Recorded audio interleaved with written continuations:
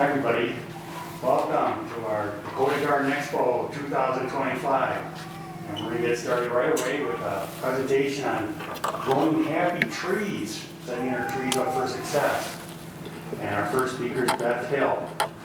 Beth is the Outreach and Education Manager for the North Dakota Forest Service. And she offers guidance on planting and caring for trees. And she talks to communities and residents across the state. Beth is a graduate of North Dakota State University, and she is a certified master gardener. So Beth, welcome to the expo. Thank you. Is this thing on? You guys hear me okay? Okay, cool. I could also just use my teacher voice, we'll see. Awesome, thank you. I'm so happy to be here to talk about trees, one of my favorite things to talk about. I get to do it in my job almost all day, every day, and so it's kind of fun. I do a lot with kids, but now I also get to work a little bit with adults today. And so I got a couple kids back there. Those are more hands-on fun, like game type things, but you guys are probably here to learn a little bit, maybe. But so my name is Beth Hill. I'm the Outreach and Education Manager for the North Dakota Forest Service. We all need trees. They provide so many benefits to us, and while North Dakota is typically considered a grassland state, and trees aren't the first thing that people think of when they think of us, put that down there because I'm kind of short. Trees can actually do well here if we take some important factors into consideration. Whether you have a beloved tree on your property that is decades old, or you're considering planting a new tree for the first time, I'm going to be sharing some tips for setting up your trees for success today.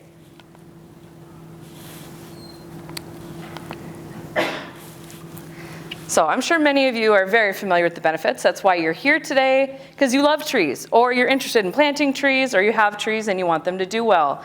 I'll just talk a bit about these, and then we can go on to a little bit more into my presentation, but I always like to highlight some of the things that we think of and maybe some of the things that are less tangible. So first one I always think of is the natural beauty, or the aesthetics that our trees provide for us. The beauty of trees is known to give people inspiration, relieve stress, and improve mental and physical health. Just being around trees has been shown to lower our blood pressure and improve our mood. Using our senses helps us to cultivate a strong connection with nature and explain to us exactly why people find trees so beautiful in their communities. In combination with their beauty, community forests provide numerous environmental benefits that directly improve the quality of people's lives.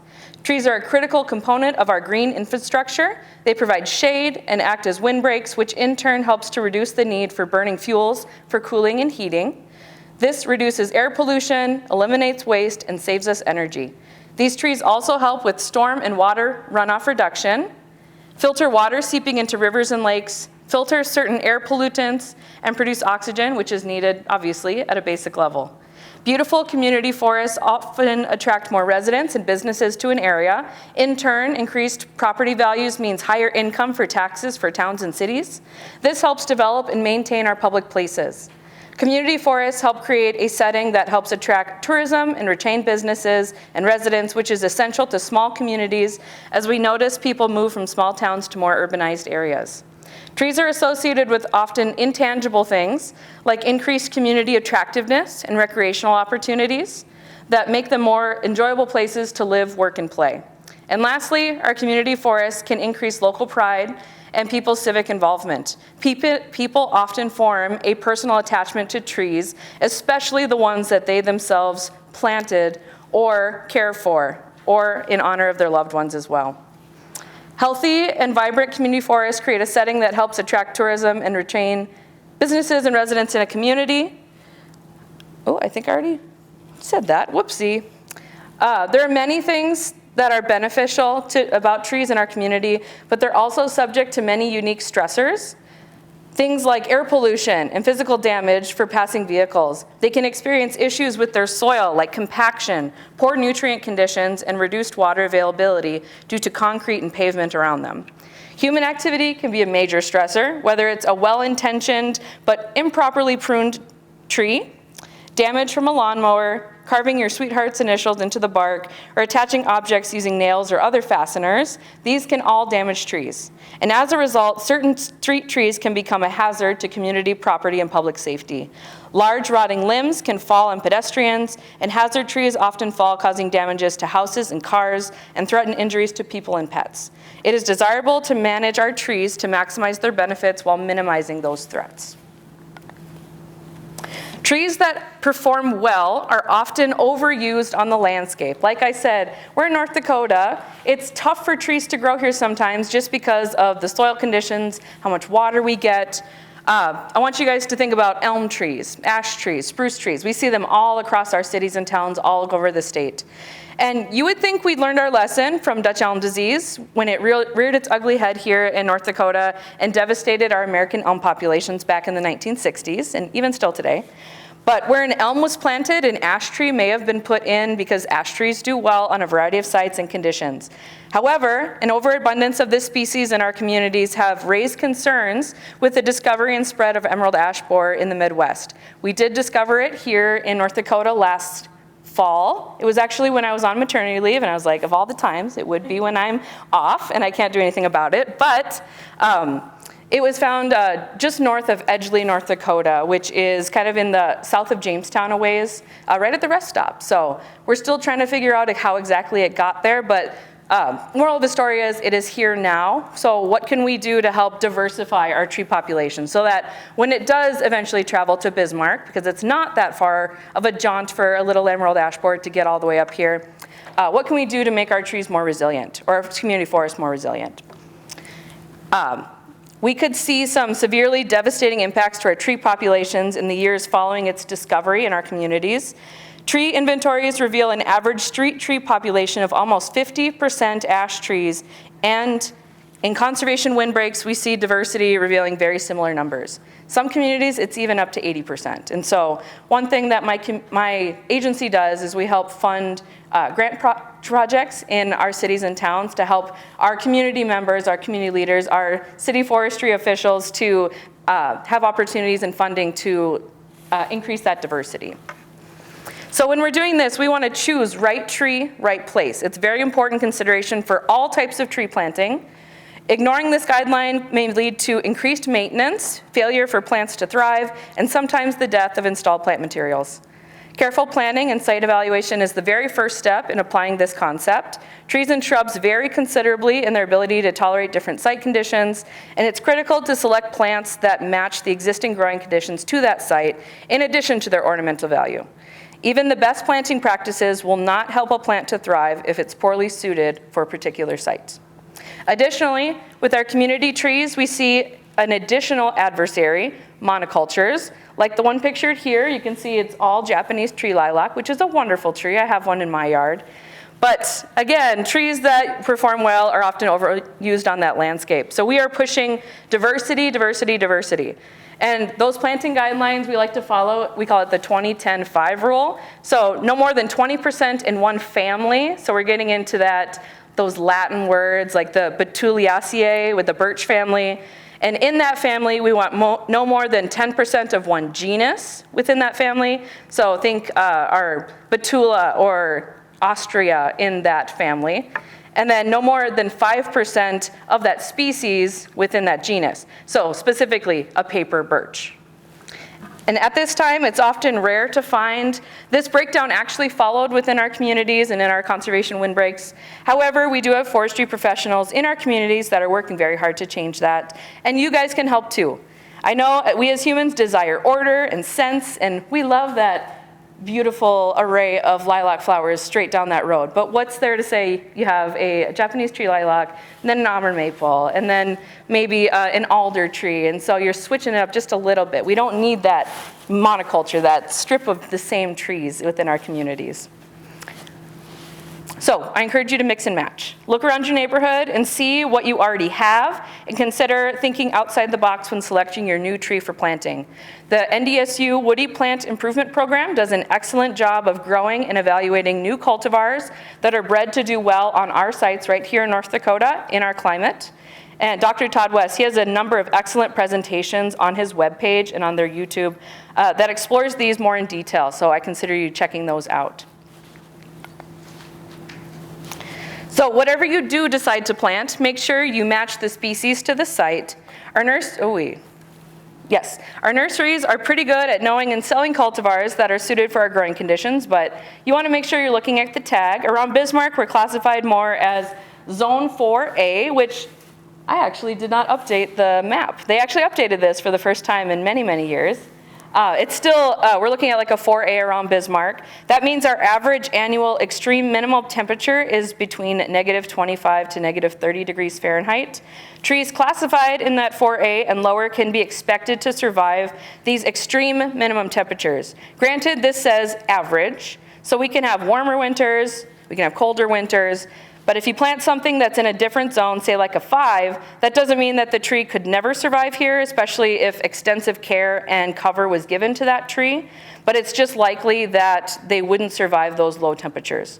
I always err on the side of caution, because I like to spend my money wisely. I don't want to spend money on a tree that may or may not grow. I want something that I can guarantee to grow, and my husband would agree. And so stick with the cultivars that are bred for our harsh winters. The moisture requirements for our sites and of our species selection is important as well. If the place you're planting your trees tends to be waterlogged, make sure you pick something that is more flood tolerant. Don't plant a lilac or a conifer in those areas. These species are known to be more intolerant of wet sites. Similarly, don't plant those willows on a site that's likely to be continually dry. Far too much money has been spent on trees and shrubs that are planted in the wrong location. Again, right tree, right place. So I actually got my degree in soil science, like Tom mentioned. So soils are the first thing that I usually think of when it comes to planting in any situation. If you live outside of city limits, I have good news. You can actually find your information on Web Soil Survey. It's an online program that you can input your address, and then it'll take you to that. You can create a soil map and understand more about the conditions on your site.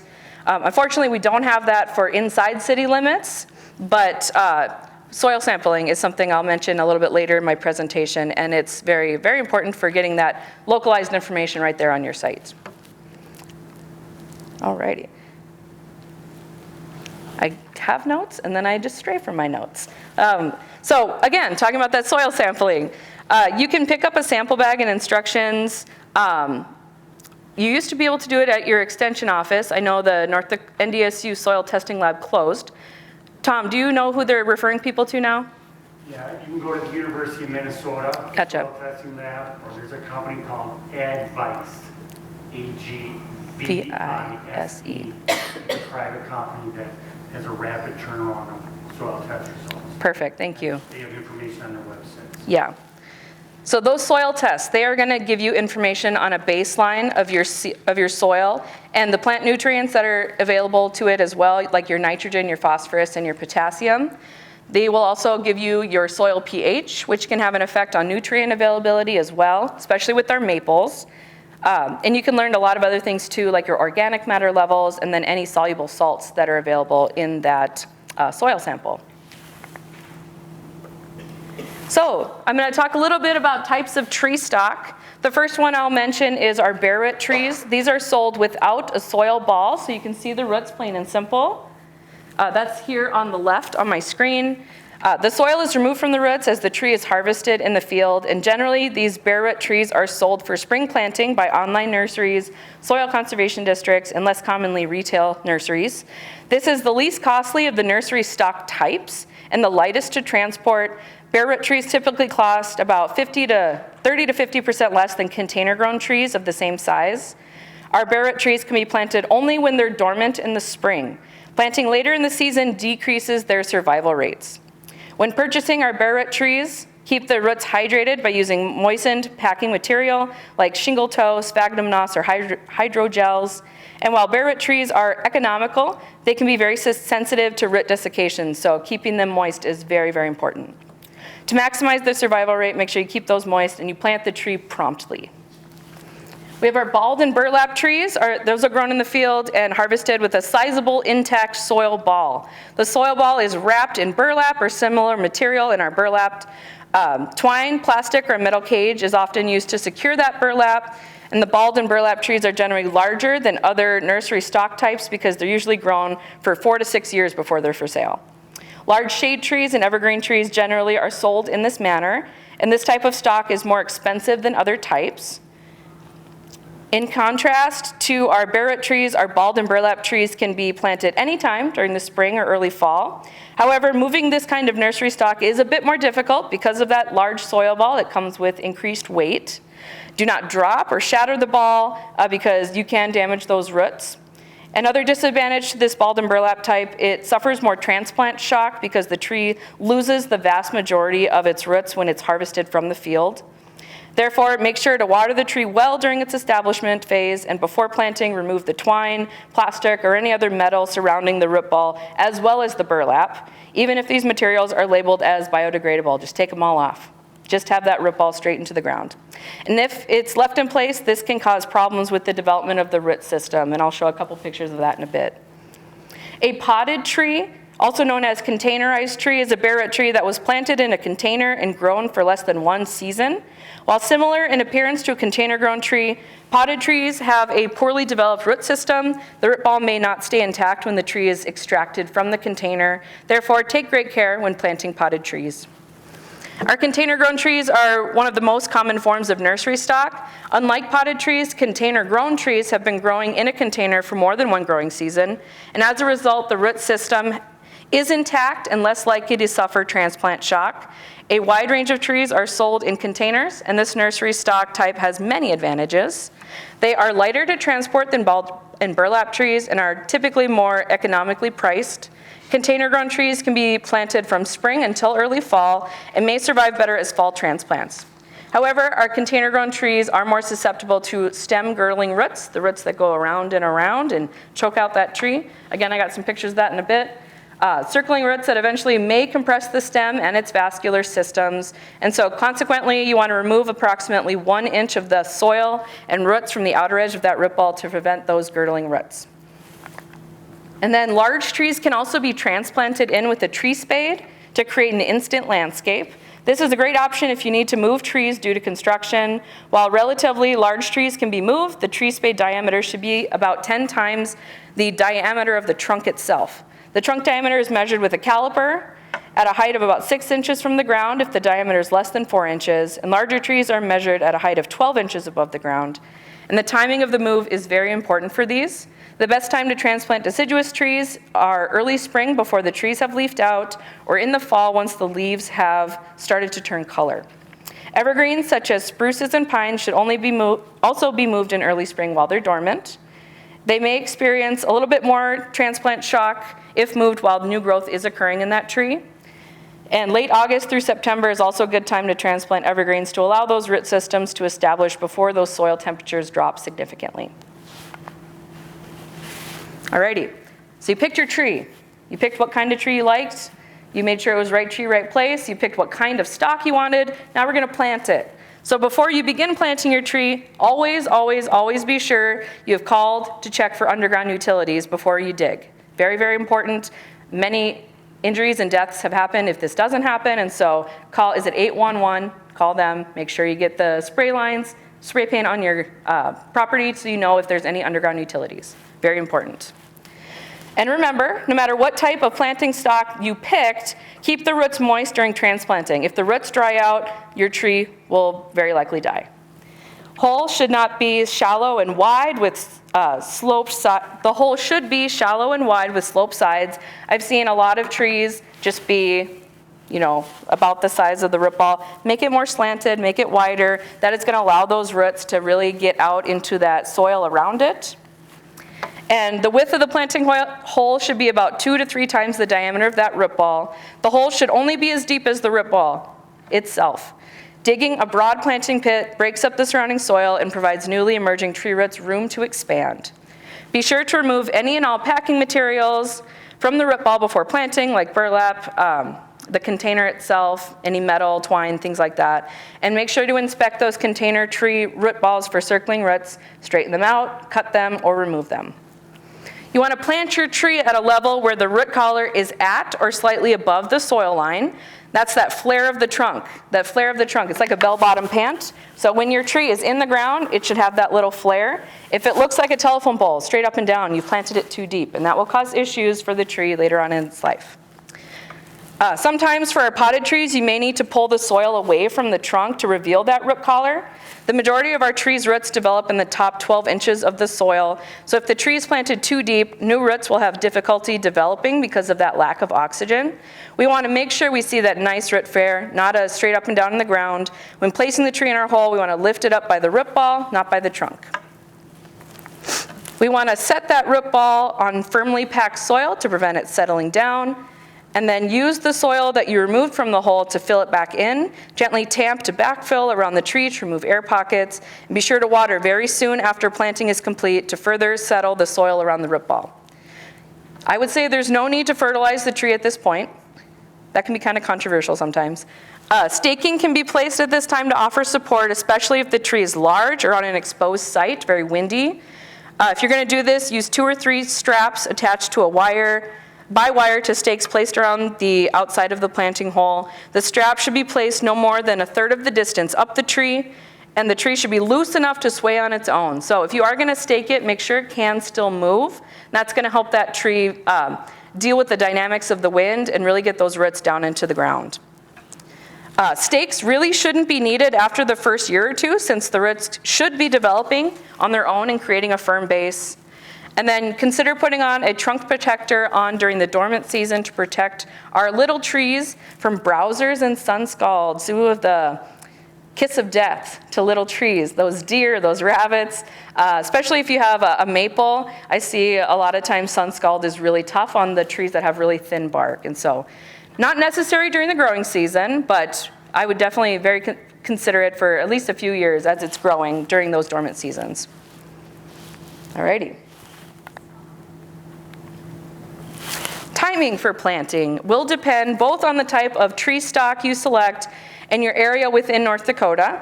Spring is usually the best time to transplant trees, although this general rule does have some exceptions based on the type of nursery stock. Bare root trees can only be planted while they're still dormant, which limits their use in early spring or late fall. Most species have better success with spring transplanting, although bur oak and hackberry seem to perform better as fall transplants. Ideally, fall transplanting should be completed while soil temperatures are still warm enough to allow for several weeks of root growth into the new soil. And planting beyond those recommended dates certainly may work, but the chance of success decreases later in the year. Oh, see the map for your tentative date.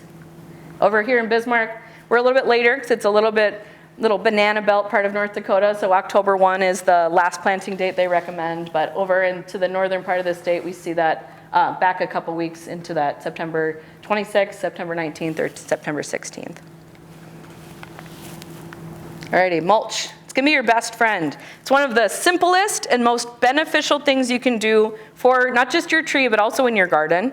It's simply a protective layer of a material that is spread on top of the soil. Our mulches can either be organic, like grass clippings, straw, bark chips, or similar materials, or we also have inorganic mulches like stones, brick chips, or plastic. Both organic and inorganic mulches have numerous benefits. The mulch helps to protect the soil from erosion, reduces compaction from the impact of heavy rains, conserves moisture, reducing the need for frequent waterings. This one is important, especially this year, as a lot of our soils are already pretty dry, and so we want to conserve as much water as we can. They help to maintain a more even soil temperature, prevents weed growth, keeps foliage clean by mitigating splash, ultimately reducing some disease problems. It keeps our feet clean as we're working in our garden and around our trees. And in my opinion, it provides a more finished look to our garden around our tree. I just mulched my tree and my shrubs last night, and you should see my daughter. She said, "Why are you doing that? You're covering up my favorite plants," which are hostas. The little pokies are coming up for the hostas, and I had to explain the mulch is like a blanket. So if you're standing outside and you're a tree or you're a plant, and you don't have any clothes on, or you don't have a coat on, you're going to be cold, you're going to be exposed. That mulch helps to tuck them in. It helps to prevent them from being stressed, and it helps to just make it a more comfortable place for them to grow. Typically for tree planting, I recommend organic mulches like wood chips or shredded bark. Inorganic mulches like river rock can reflect sunlight onto your tree and heat up the trunk, which can lead to sun scald issues and burns on evergreen trees like arborvitae. Organic mulches also improve the condition of the soil over time.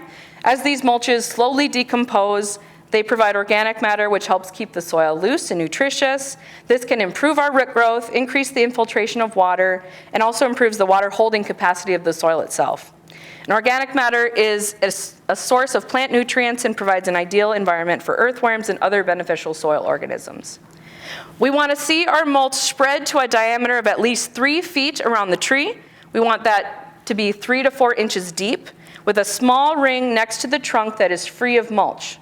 This will resemble a donut. So donut is good.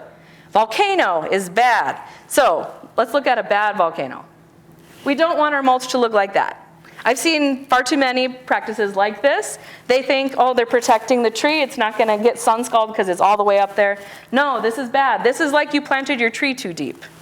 So when it's piled up next to that trunk, it goes back to the functions of the tree parts themselves. So the roots of this plant are designed to grow into the soil and soak up moisture.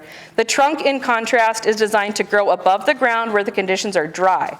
So piling mulch around the base of the tree helps keep the trunk moist. Therefore, it suffocates the cells due to water saturation. So you're basically drowning your tree cells within that trunk.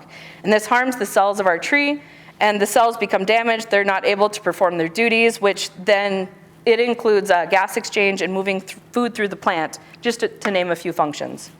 Furthermore, our mulch volcanoes provide an opportunity for the tree's roots to grow around the trunk. Again, that girdling, we don't want to see that.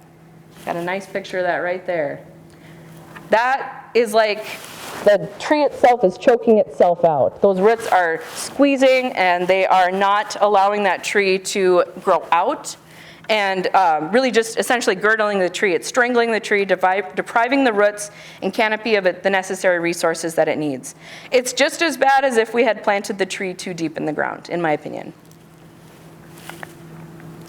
I feel like I bounce back and forth between things are great and this is doom and gloom, but okay, we're gonna get to watering. You should be watering your tree around what is called the drip line, which is the area around the trunk of the tree that extends out to the full width of the canopy. Most of the water your tree's roots are going to draw out of the ground will be drawn from that area or just a bit outside that. Watering trees depends on rainfall amounts, or lawn irrigation if it's available. Waterlogged soils can be a common problem that occurs when lawns are irrigated daily or more often. If the soil is moist, the tree does not need additional water. Additionally, it is better to do deeper, more infrequent waterings to encourage deeper root growth. For newly planted trees, the general recommendations is to water once a week during the first month after transplanting and every 2 weeks for the rest of the first summer. For established trees, it's recommended that you only water if no additional water has been added through rainfall or lawn irrigation for about 14 days, so 2 weeks. We will recommend homeowners to stop watering during the month of August through the beginning of September, and this is to help prepare the tree to harden off for the coming winter. Then begin watering again mid-September until the ground freezes up. This will ensure your tree has the water it needs to go into the winter. I'd say this fall watering is very, very important for our evergreen trees so they don't experience transpiration loss during that winter as much. And a lot of people have been wondering if it's too early to start watering our trees here in April, and with the extended drought conditions, I say no way. I would give them some water. They're probably really thirsty. Even our trees that are well established, it can't hurt. Especially if the ground is not frozen anymore. And one thing that I do to check that is the NDAWN stations, NDAWN, it's the North Dakota Agricultural Weather Network. They have stations all across the state, and it gives you soil temperature, it gives you information on if there was rain recently in that area, and so that's where I check for the soil temperatures as far as is the ground still frozen or not. Or you could take a shovel and shove it in the ground, see if you can get very far. But watering will not break the trees from our dormancy. Continued warm temperatures will do that, so give them a nice drink. Fertilizing. Do trees need to be fertilized? I would say usually no. While fertilizer will help the tree grow more quickly when it's young, the soil usually has enough nutrients to provide for those trees' needs. Again, if you get a soil test, it's going to tell you how much of those main nutrients, that nitrogen, phosphorus, and potassium, is in your soil.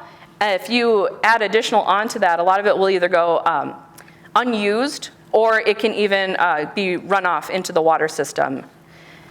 So avoid fertilizing newly planted trees with a high rate of nitrogen fertilizer. This may stimulate excessive leaf growth at the expense of root growth. So that's going to leave our new tree susceptible to drought stress. We want that tree to put those roots down. We don't necessarily want it to grow up. And so I would say do not fertilize with nitrogen for your young trees. And as the tree gets older, it will need less and less fertilizer to stay healthy, because those roots, they're spreading out, they're getting more access to more nutrients in that soil. And so I personally don't fertilize my trees. I don't think it needs it. I'm a little bit more of the rough and tough on my trees, and I think it benefits them in the long term. If your tree is showing signs of a nutrient deficiency, on the other hand, I want you to take note of what you're noticing. Signs of low nutrition are poor tree growth, pale green or yellow leaves, mottled patterns between the veins, dead spots, stunted leaves, or early loss of leaves. If at all considering fertilizing, again, be sure to get a soil test to determine what nutrients exactly need to be added to your soil. And if fertilization is necessary, fertilizer should be applied between leaf drop in the fall and leafing out in the spring. The health and vigor of our trees may be improved by fertilizers up to July 1. Beyond that time, new growth stimulated by fertilizer may not have sufficient time to harden off before the winter. And one caveat I will make is in regards to maple trees. So our soils here in North Dakota are generally, especially for urban sites, more on the higher pH levels. They are more alkaline. This can tie up nutrients in the soil and make them less available for the trees to take up. You guys can see this graphic right here. 7 is considered neutral. Anything less than 7 is considered acidic. Our soils oftentimes are in that 7.5 to 8, sometimes even 8.5. And if we look at especially iron here, this red one, we notice it severely drops off when it gets greater than 7, even 7.5. It starts to grade off. Same with our manganese, copper and zinc. So that pH can really impact what nutrients are available. So if you get a soil test, it may say you have plenty of iron for your tree, but the tree is not able to take it up because that pH is too high. Does that make sense? That's a question that I think is commonly asked with our extension agents in regards to specifically maples. And people love their maples. They're beautiful trees. So we commonly see this in regards to iron and maple trees. What we'll see is this kind of pale green, sickly yellow color with really dark green veins. That is a telltale sign of iron deficiency. So our soil tests will often reveal that there is no iron deficiency in the soil. It's just that the high pH will tie up that nutrient and the maple tree cannot take it up. So for that specific instance, sometimes it'll be recommended to do foliar or trunk injections, applications of iron that may remedy the symptoms temporarily. But you're really putting a Band-Aid on an issue that really isn't the real problem. You can change the pH of your soil, but again, oftentimes it will be a benefit versus a money issue, where you're going to spend a lot of money trying to buffer your pH, bring it down, and then it will try to come back up over time. And so what benefit do you want to see? Is it worth trying to preserve this very nice tree, or is it young? Can you take it out, start with a different tree? So just a kind of a cost risk benefit analysis, and your extension agents can help you with that. We have lovely ones here in Bismarck, in Mandan, all across the state. All right, pruning. Proper pruning is essential in developing a tree with strong structure and desirable form. Trees that receive the proper pruning measures when they're young will require less corrective pruning as they mature. In North Dakota, March is generally the best time to undertake this work to minimize excessive sap flow. Exceptions to this tree would be trees noted for heavy sap flow, such as maples and birches. You can meet their pruning after full leafing out is complete. Evergreens generally have a longer pruning season than deciduous plants. In addition to early spring and midsummer, pruning after new growth has hardened is acceptable for pines and spruce trees. Our junipers and our arborvitae can be pruned up to mid-August. When it comes to pruning, I would say always have a purpose in mind before you're making a cut. Each cut has the potential to change the growth of the tree. Some common purposes would be like removing competing leaders, eliminating rubbing branches, or trimming low branches up to provide clearance, just to name a few. Poor pruning can cause damage that lasts for the lifetime of the tree. Learn where and how to make cuts before picking up your pruning tools. Trees do not heal the way that people do. When a tree is wounded, it must grow over the damage, and as a result, the wound is contained within the tree forever. So small cuts do less damage to the tree than larger cuts do. Correcting issues when a tree is young will help reduce the need for more drastic pruning later on. The pruning of our newly planted trees should be limited to the removal of dead or broken branches. All other pruning should be withheld until the second or third year when the tree is recovered from the stress of transplanting. I usually say wait about 3 years and then start to prune it. The more branches that the young tree has, the more carbohydrates that it will need to make during photosynthesis, and the faster it will recover from transplant shock. However, whenever pruning, be sure not to remove too many branches at once. Leaves and their supporting branches are major sites for food production and storage, so eliminating too much of the canopy can help starve the tree, reduce growth, and increase stress on it. So no more than 25% of the entire crown should be removed in one pruning session. Despite claims otherwise, research has shown that wood dressings do not reduce decay and speed wood closure, and rarely provide insect and disease infestations. Most experts recommend the wound dressing not be used. We're gonna let the tree heal on its own. It knows what to do, let it do its thing. The pruning cut location is very critical when it comes to the tree's growth and wound closure. Make the cuts just outside the branch collar to avoid damage to the trunk that could lead to internal decay. So for pruning branches, we recommend a 3-cut method shown here in the diagram. The first cut should only go about 25 to 30% into the branch to prevent the saw from binding. So the first cut is going to be this little one here. Then we're going to do a second cut that should result in a clean fissure break to the first cut. That's right here. And then our third and final cut should be just outside the branch collar, not into it. So right about here. And on a real tree, you'll see it kind of bunch up here, kind of like this. That is where you look for that branch collar. Alrighty, diseases and pests. This is probably the reason most of you are sitting in this room, because almost everyone has a tree that they care for and they have a question about how to best manage it. And oftentimes it's the result of a disease or a pest issue that they come and ask questions or seek help. So I would say many common tree diseases do not affect the overall health of the tree, and trees can tolerate more than we think they can. You can reduce the impact of some tree diseases though through proper care and pruning. Hire a tree care professional to apply fungicide treatments, prune large trees or remove trees. Don't do it on your own. And so things that I like to recommend, rake up and destroy fallen leaves before the first snowfall to eliminate locations where diseases can survive and reinfect the plant the following growing season. So get all that trash out of there. Do not overcrowd your plants. Make sure that you use size at maturity and spacing as a guide when you're planting your trees in the first place. Prune your trees or shrubs to increase light penetration and improve air circulation through the canopy. And then wet conditions promote disease, so water trees at the base and be careful not to splash water on the leaves. A drip or soaker hose works best for this, and I'd say avoid sprinklers if you can.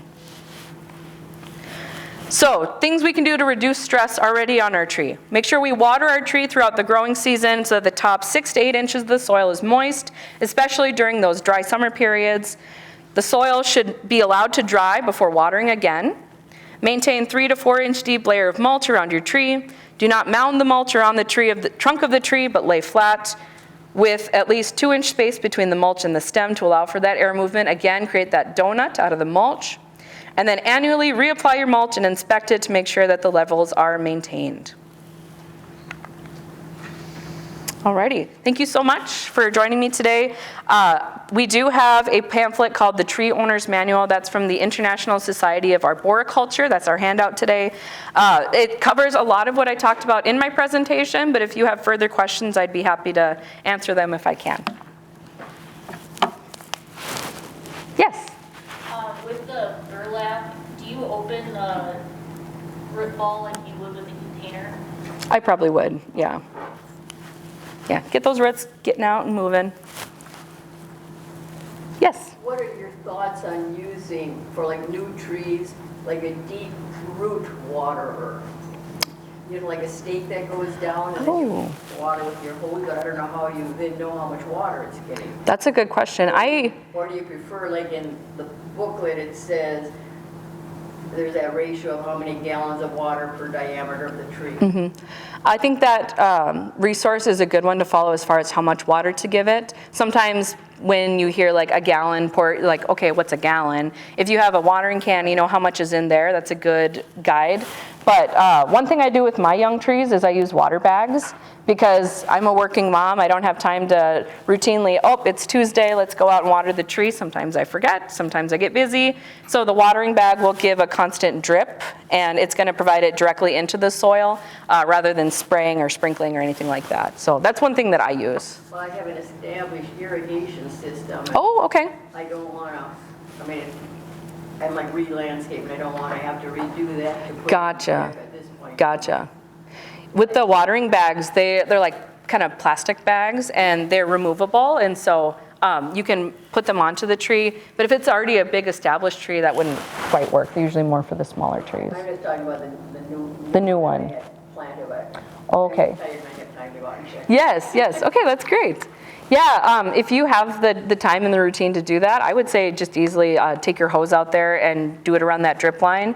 I know sometimes if we do have sprinklers and we just want to do that as part of our management, run them while you're be able to watch them to see, are they hitting my tree? Like, are they splashing up on it? Or is it providing water to that surrounding area? Can the roots get down and get that water? And then one thing I've also done is have like a rain gauge next to my tree to see how much water is actually coming down with my sprinkler system. But if you're doing a drip system or if it's the hose itself, I think that's probably going to be better for the tree overall. Or you can measure the water in gallons. That's true. And just make sure it's spread it all around the tree. Yeah. Okay. So on the second year of trees, second year growth, you do it like, check it every 2 days? That's what it said in here. Oh, does it? I guess I didn't read that part. I don't know. I don't think we need to baby the trees as much as a lot of people say we do. For my tree specifically, I watered it, I think, once a week until we got to about mid-July, and then I stopped and to let it harden off a little bit, and then mid-September, no, I think I watered it until August 1st, and then mid-September is when I started again, and then that helped give it more water to make it through the dormant season when the ground would be frozen and wouldn't experience as much stress. September, how long do you water into the fall? Until the ground freezes up. Okay. Okay. That's what I did with my tree, and it's doing great. Again, I don't like to baby my tree.